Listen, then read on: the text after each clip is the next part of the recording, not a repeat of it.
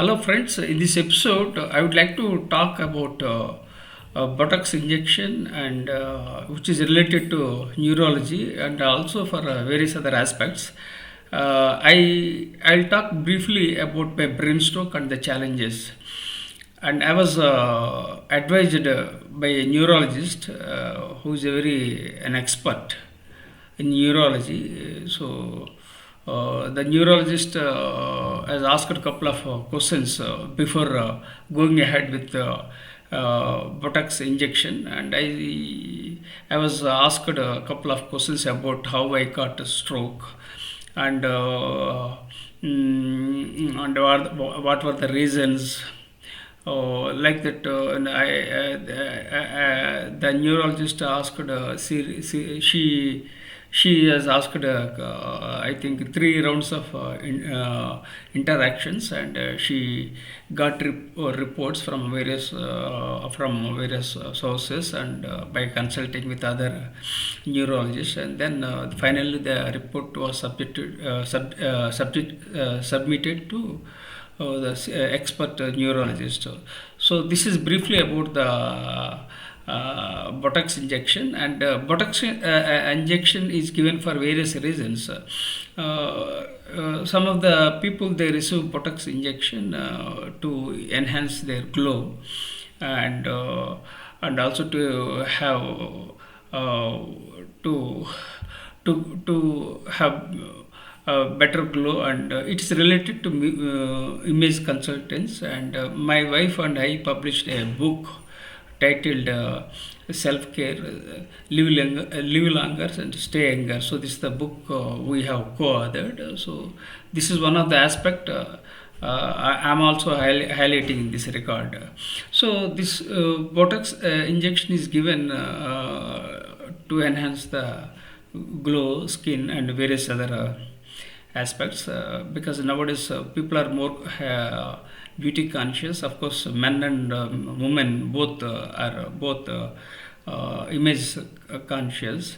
But in my case, I was asked, I was recommended to go for Botox injection because I am a stroke survivor. So I am talking from the perspective of Botox injection for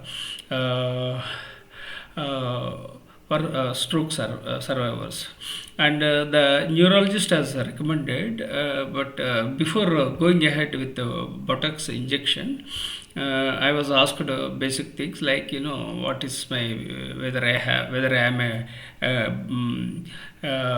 diabetic patient, and whether I am having hypertension. So a couple of questions I was asked. Then I said, I don't have hypertension. I don't have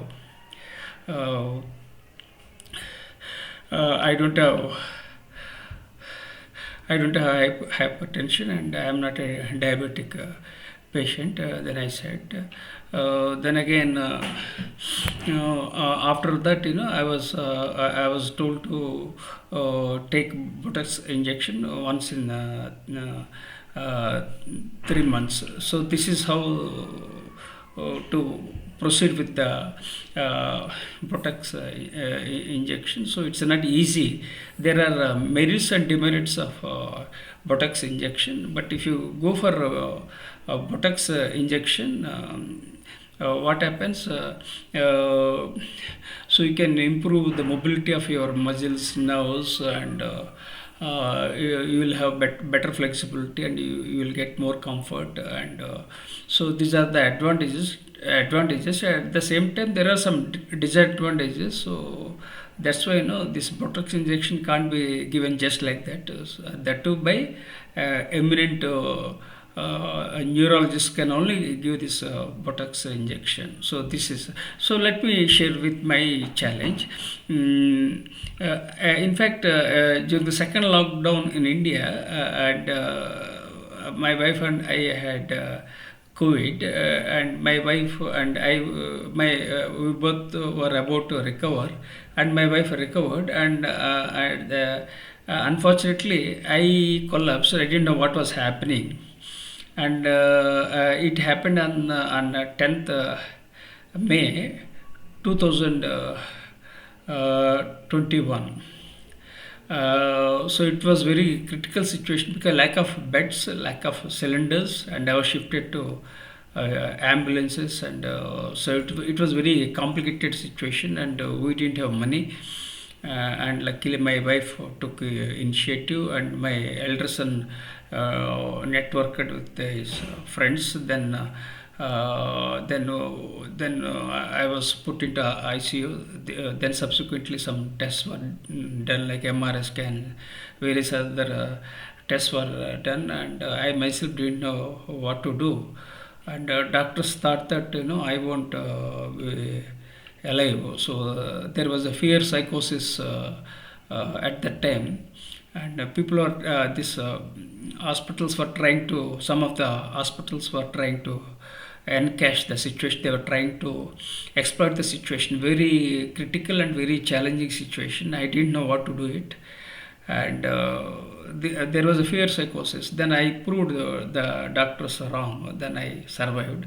Then again, the doctors said that I would be on the bed forever. But then again, it was very fast recovery, and that too I was 57, and recovery at that age is very challenging and very complicated. But I survived. Why? Because I have very healthy habits, and I'm a continuous learner, and for more than 40 years I've been hitting gym, so I'm a fitness freak. So because of the healthy habits, and that also, apart from that, because of the power of my subconscious mind, and because of my positive psychology, I survived. Otherwise it would have been very much possible. And at the when I collapsed, and very next day another guy died, in the hospital, in the ICU, and in my colony another guy died. So it was very challenging and very tough. So I realized how fragile the life is. Life is very fragile. Anything can happen at any time. And unfortunately, I didn't have any health cards. I still belong to a lower middle class family with financial challenges and mental challenges, but I survived because there is some reason for me to live, and so that probably I would I would add value and impact. So that's what I believe. So somehow I survived. This is my story of surviving. And also I also wrote a book after the stroke. The title of the book is Survivor, and the subtitle is yet to be clear. The subtitle is Turn Your Scars into Stars. So this the book title tentatively is Survivor, Turn Your Scars into Stars. So this is the book, which is a memoir. So I wrote it, and I published 55 books, and out of 55 books, 55 books. This is the 50. Actually, in fact, I wrote 62 books, but 55 have been published. Some more books were pending, and for more than 4.5 years, so I am not able to eat with my right hand, and I am not able to type with my right hand, and my right shoulder, and it has been numb. So very tough and very challenging. So for 1 year, I was not able to. I didn't go to gym, and I started walking, and still I am not able to walk comfortably. Still I have challenges, but I'm happy that the good news is that I survived. So never give up. Precisely, I rose from the ashes like a phoenix of the stroke, and so life is not a straight line. Life is full of ups and downs. Be resilient. Never give up. This is the story of my of my brain stroke. So please empathize with me, because sometimes I'm repeating after the stroke. So gradually I'm recovering, but it takes a little longer time.